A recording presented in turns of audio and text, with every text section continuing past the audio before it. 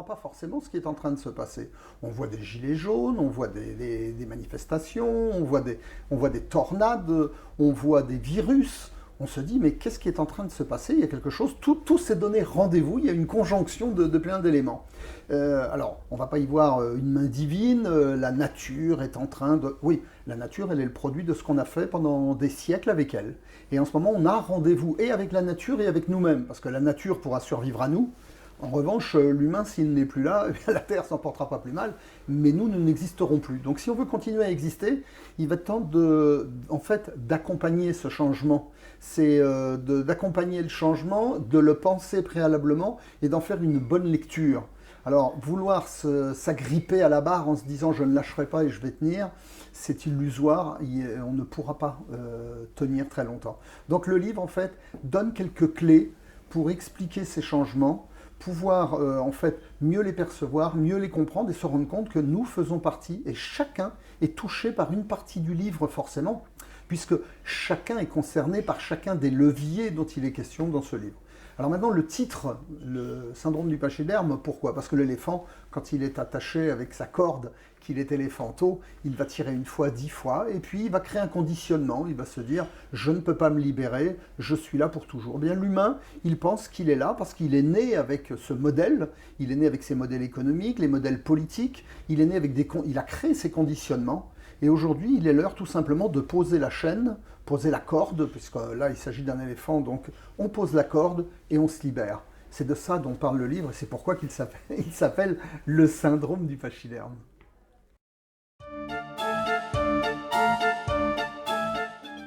Alors, les acteurs conscients, ces acteurs inconscients, ce sont tous les humains d'abord. Il est écrit sur la couverture du livre, 25 millions de Français sont concernés. Oui, mais ça c'est comme Tchernobyl avec le nuage, ça ne s'arrête pas à la frontière. Ça concerne tout le monde occidental et je dirais même ça concerne tous les humains. Pourquoi? Parce qu'il y a une vingtaine d'années, il y a 2 scientifiques qui ont fait une étude auprès de plus de 100 000 personnes pour essayer de comprendre ces changements. Et ils ont défini ce qu'on appelle les créatifs culturels, cultural creative, et les culturels créatifs sont des acteurs du changement. Alors ils ont défini à partir de 4 critères, des critères de société, des critères de consommation, des critères aussi de spiritualité. Et à partir de là, ils ont défini qu'il y avait une forte minorité à l'époque de personnes qui, de manière immanente, c'est-à-dire sans s'en rendre compte, étaient en rupture avec notre société.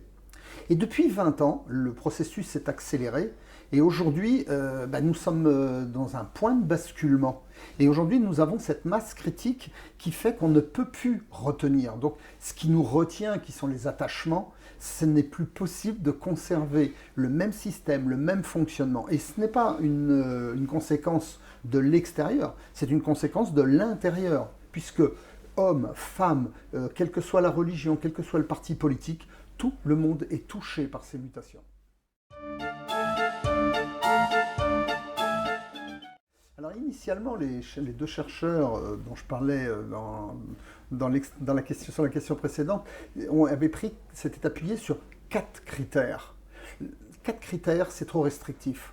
Aujourd'hui, si on prend comme témoin d'observation, parce qu'en fait, ce ne sont pas les leviers, c'est l'œuf et la poule, ce n'est pas le levier qui engendre la mutation, c'est la mutation qui se manifeste par le critère. Et donc j'ai pris 10 critères que peuvent être la politique, la consommation, la spiritualité, le rapport qu'on peut avoir, le rapport social et le rapport à la politique par exemple. Pourquoi les gens vont de moins en moins voter? Pourquoi les gens vont de moins en moins dans les grandes surfaces? Qu'est-ce qui change? Il y a quelque chose qui est en train de changer. Et ce quelque chose qui change ne vient pas de l'extérieur. Il vient de l'intérieur. Et c'est d'observer cela et de l'accompagner qui fait sa force. Et prendre que 2, 3, 4 critères aurait été insuffisant. Or, on l'observe sur tous les critères, y compris les critères de spiritualité. Je donne des chiffres, je suis allé chercher en fait de très nombreux témoignages et études au travers de 250 notes de bas de page qui sont issues de la presse, de l'observation des journalistes, observation de scientifiques. Et à partir de là, tout concorde. On est dans un point de basculement à partir de tous ces critères. Voilà pourquoi 10.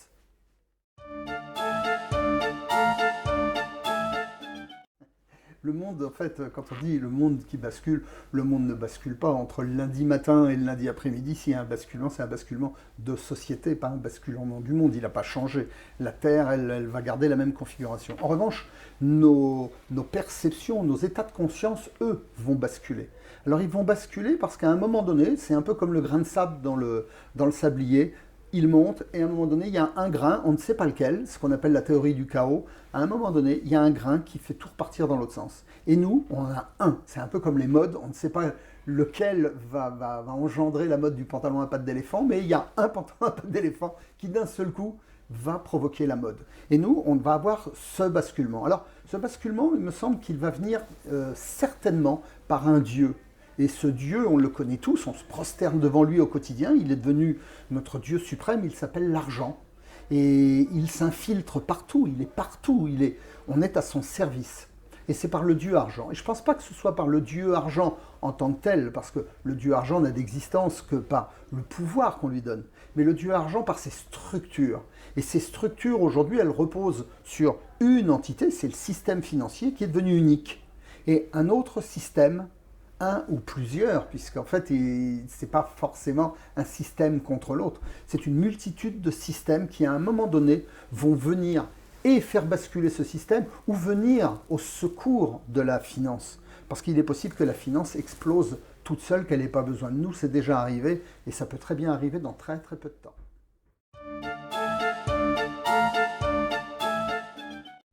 Alors, ces 25 expériences qui constituent l'annexe 1 de ce livre, en fait, c'est ce qui vient en fait renforcer et crédibiliser toute la théorie sur le basculement futur du monde. Alors, je m'appuie sur des expériences qui datent parfois d'une cinquantaine d'années, donc sur, par exemple, la loi de l'emmerdement maximum. Ça, tout le monde connaît, mais on n'en connaît pas réellement le sens. La loi du conformisme, la loi de H.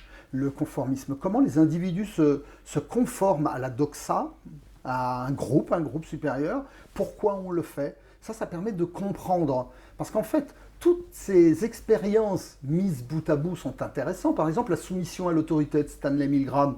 On connaît tous cette expérience avec les curseurs électriques et une expérience sur des innocents qui sont allés au nom de la médecine ou au nom de la télévision en 2010, puisqu'elle a été refaite, cette expérience, sont allés administrer 450 volts à des innocents. Comment des individus sont capables de se soumettre à une autorité? Tout ça, ce sont des choses qui dépassent l'entendement, et quand on les observe, quand on les étudie, on les met bout à bout, on comprend comment l'humain, par une modification par les biais, ce qu'on appelle les biais cognitifs, par exemple, dont je parle parmi ces 25 expériences, va venir avoir une distorsion de la réalité et va être capable de se conformer ou, subitement, de lâcher une croyance qu'il pouvait avoir pendant très longtemps. Et c'est ça qui peut engendrer un basculement. C'est qu'on ne sait pas pourquoi, les gens vont à l'église et un jour, les églises se vident, les lois sur la laïcité peuvent arriver, et là il y a un basculement, le pouvoir de l'église disparaît. Et bien là, le pouvoir financier, par exemple, pourrait très bien basculer demain matin par justement un grain de sable qui enraye tout, ou un grain de sable qui repart dans l'autre sens. Voilà pourquoi ces 25 expériences sont très importantes.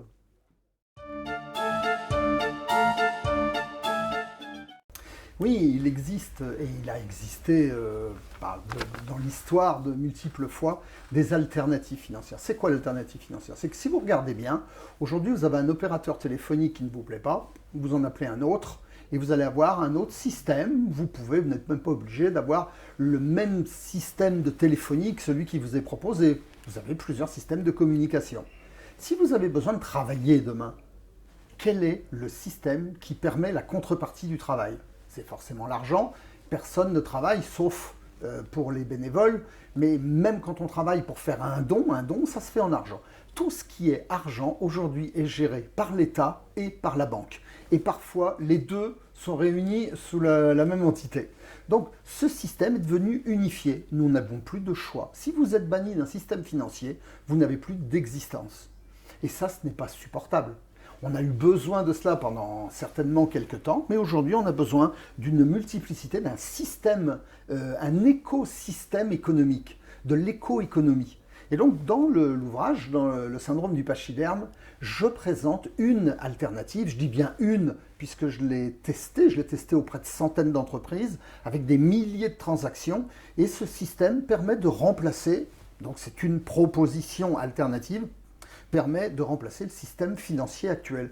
Ce qui veut dire que si j'ai été capable, il y a une trentaine d'années, et ça existe encore, ça fonctionne encore aujourd'hui, d'apporter une alternative, les alternatives peuvent exister. Mais si elles existent, ça veut dire que ceux qui tiennent ce pouvoir de la finance vont perdre ce pouvoir. Et ça ne peut fonctionner que parce que les utilisateurs vont accepter de faire un choix qui va forcément être inconfortable au début, parce que tout changement est inconfortable. Mais quand on a quitté le Minitel, quand on a quitté le fax, pour passer à l'Internet ou passer au email, on a eu un peu peur. Mais on y est passé, aujourd'hui, plus personne n'aurait envie de revenir. Il arrivera un jour, ça c'est une évidence, où le système économique que nous connaissons tous aujourd'hui nous paraîtra totalement archaïque et on se demandera comment aussi longtemps on a pu vivre avec un système qui nous enfermait plutôt que de nous libérer.